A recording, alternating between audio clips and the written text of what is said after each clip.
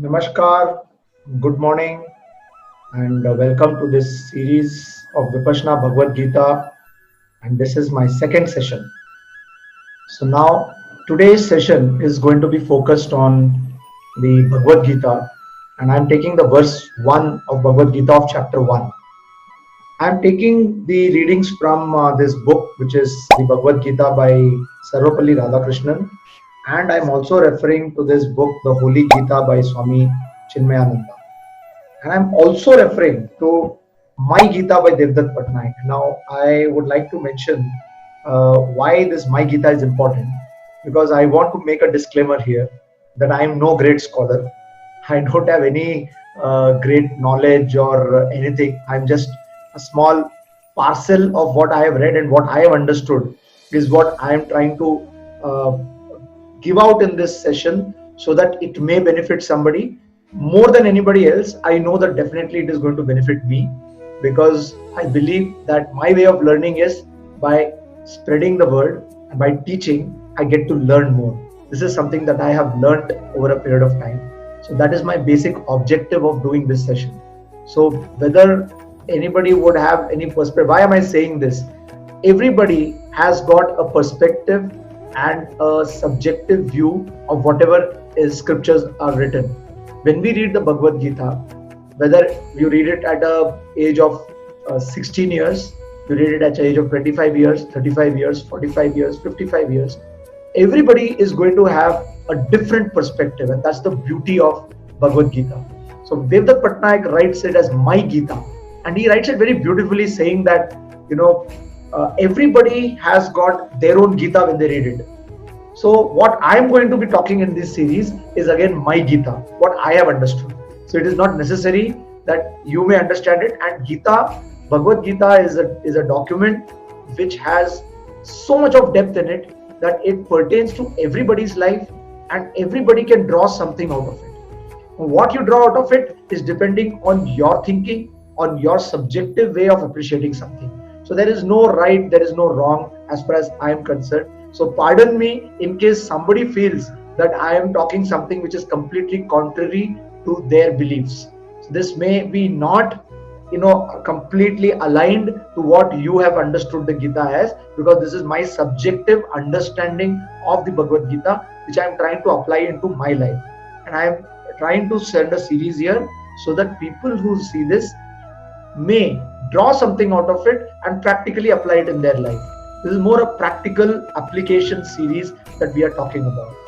So to begin with, I am talking about this verse 1, which Bhagavad Gita is like a song or a scene that is created in the Mahabharata. The first chapter is the Yoga of Arjuna, or it is also called the hesitation and despondency of Arjuna, as per Sarvapalli Radhakrishnan's commentary of the Gita.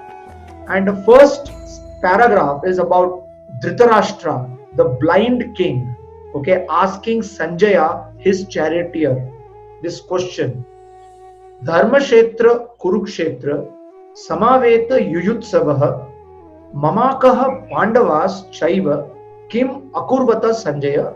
So he asks Sanjaya that in the field, in the Dharmashetra, in Kurukshetra, where my people and the sons of Pandu had gathered together, what did they do, oh Sanjaya? So he is asking Sanjaya. Now, this is also a very beautiful symbolism that I drew out of it. What I look at it is, Dhritarashtra is a king who is blinded. Sanjaya is his charioteer. On the other hand, you have Arjuna, who is a warrior, who is in the battlefield, and the charioteer is Krishna, and Arjuna is in a neurotic state where he is confused completely, because he is sitting at the brink of war in the battlefield and thinking whether to go and fight or not to fight. So there are two parallel scenes out here. One scene, you have a king who's blinded with a charioteer. On the other scene, you have a warrior who is hesitating to do his action, and there is his charioteer, which is Krishna. So both are symbolic. Now, if I understand this, it is something like what Sarvapalli Radhakrishnan says, and what Chinmayananda also says about this particular incident, is that this was written to portray what happens in life. Okay, in life, at any point in time, you are blinded. When you call off blinded, what do you mean? It is like ignorance. It's called avidya. This ignorance is when you get drawn by the material pleasures and power and senses. When the five sense organs of yours get driven uncontrolled by what you feel is good for you, because your senses are driving towards you, is a blinded state of affairs. So you are a king. You are a king like Dhritarashtra, who owns a big kingdom of their own, and you are most of the times blinded. So this blinded state is common to every human being, and you are going through this. So this is the evil side of the world, okay, which is the king of the Kauravas. So the Kauravas are the kith and kin of Arjuna. So now come to Arjuna. Who is Arjuna? Arjuna is the depicting the good part of you, the same person, the good part of you who is living a spiritual life, but even in the spiritual journey, who is trying to achieve spirituality by doing his karma or following the dharma, is still getting confused, because there is a pull factor coming from the evil side. So at any point in time in life, we are having this evil side of the world and the good side of the world both facing each other in a battle called the Mahabharata. This is a simple, symbolic method of understanding what's happening in life every day.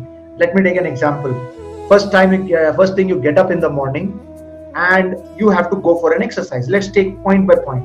I have to get up in the morning and do exercise. That is the good thing, isn't it? Everybody has to get up in the morning. The first thing in the morning, you freshen up and you go and exercise in the open, where you draw in the energy from the atmosphere. This is a good thing. Now, what is the evil? The evil is comfortable. Keep sleeping, relax, nothing to worry. Why do you have to exercise? Its life is good. Now you see, there is a pull, the comfort of the bed, the comfort which is your kith and kin, which is yours, which is your kingdom, is drawing you to it, saying that be comfortable, don't take any effort. On the other hand, you have to fight a battle to get out and do that exercise. Irrespective of whether you are an athlete or not an athlete, or anybody in this world, getting up in the morning for an exercise is not easy.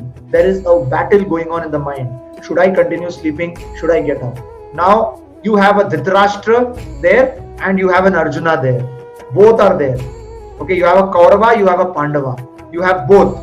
Now you have to decide what is more important. Now this is the Kurukshetra or Dharma Kshetra that he's talking about. So what the first paragraph is depicting is that this Dharma Kshetra is nothing but our field of work, where we are going to work every day. When we say work, it is not necessarily the job that you are doing to earn a salary. It is the work that you are occupying yourself in time. Morning you get up, you exercise, you clean up the house. Now in this lockdown state in which I am conducting this session, everyone is busy at home. So we are all working. That is one very important way to keep ourselves active. Because if you don't work, what is going to happen is the blind Dhritarashtra is taking over. So we have to understand that on one side there is a blind Dhritarashtra who is sitting and questioning Sanjaya what is happening. So it's an idle state. On the other side, you have an active Arjuna who is also getting confused and asking Krishna, his charioteer, which is a depiction of your own conscience, asking him, what should I do? Should I go and attack my own kith? Should I leave my comfort zone and go and do something which is not comfortable to me and looks bad to me? And the evil side is justifying, saying that no, it's okay to be comfortable. There's nothing wrong in it. It is perfectly fine to be comfortable. Because I am your kith and kin. I am yours. Why are you bothered? Why should you exercise today? Now imagine, I just taken one example. Now this is the first verse. I'll just repeat the verse again.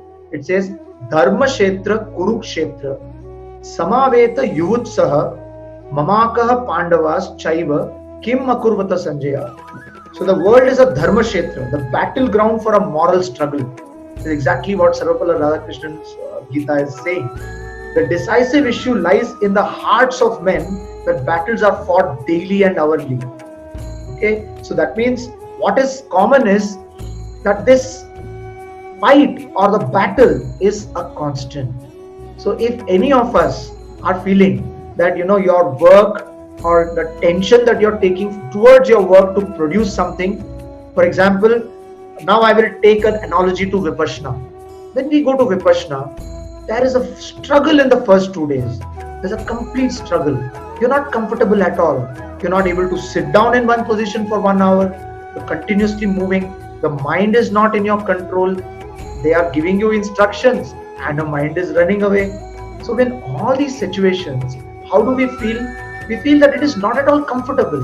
But do we persist during that time or do we give up?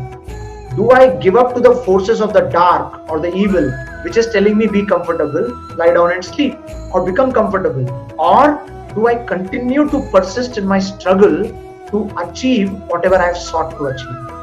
As simple as that. So the first verse, the learning comes out of it is, if I am putting effort and I am struggling towards it, in our work, we are given targets. We are supposed to work towards a target.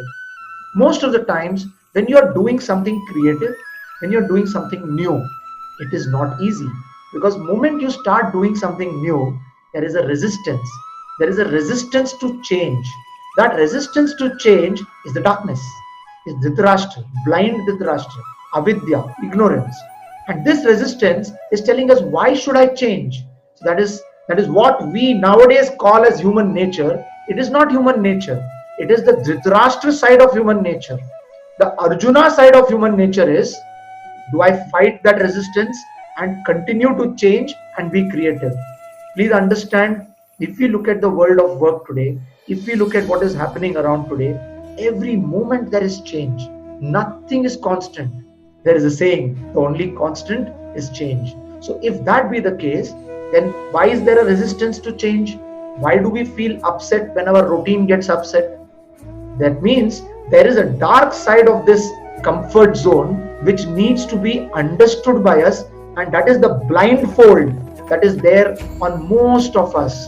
So if a human being were to remove this blindfold and become a Arjuna from a Dhritarashtra, is what the BhagwadGita para 1 of chapter 1 is a message that is being portrayed. And in Vipassana, this is being practiced by following the process, by not giving up, by smiling. Though you are in discomfort, but that discomfort, instead of getting caught in by the discomfort, pulling it towards that and saying that no, I can't do this and getting out of it, you become an observer. So you come out of the discomfort by observing the discomfort as an outsider. That is the skill that you learn in Vipassana. Now this skill is so important in life. So I am doing a work and I am getting discomfort in it. If I get pulled into the discomfort and I start feeling bad about it, I'm going to get out of it and I'm going to go back to my comfort zone. If I am becoming an observer and I become neutral to it, it's okay. Discomfort is there. Let me observe what happens and let me continue putting in my effort. If I continue putting in my effort, the chances are that I'm going to move towards success. And I'm going to get comfortable to find out the next discomfort zone. So it's a constant move from a comfort zone to a discomfort zone, comfort zone to a discomfort zone.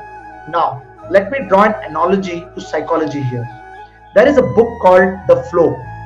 I would like you to Google it and check it out. It's by Mihaly Csikszentmihalyi. This also talks the same concept. Western psychology, the positive side of psychology, also talks the same talk.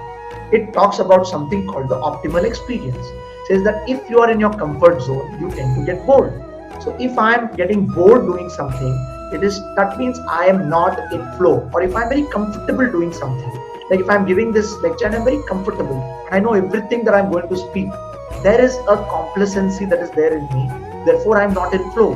But if I'm challenged, if I have to search within myself, if I have to do something different, and I'm taking that extra initiative, I'm thinking about it, I'm creating a tension inside me to produce something, I'm in flow. Now, this is the psychological aspect of the same concept. So that means we looked at BhagwadGita para 1, we looked at Vipassana, we compared it to our life, and we also looked at the psychological aspect.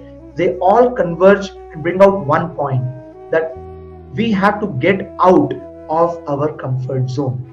We have to challenge ourselves. We may not feel comfortable getting into a new area, but that is the right way of life. That is the right approach to to spiritual ascendance or to understand and grow into life.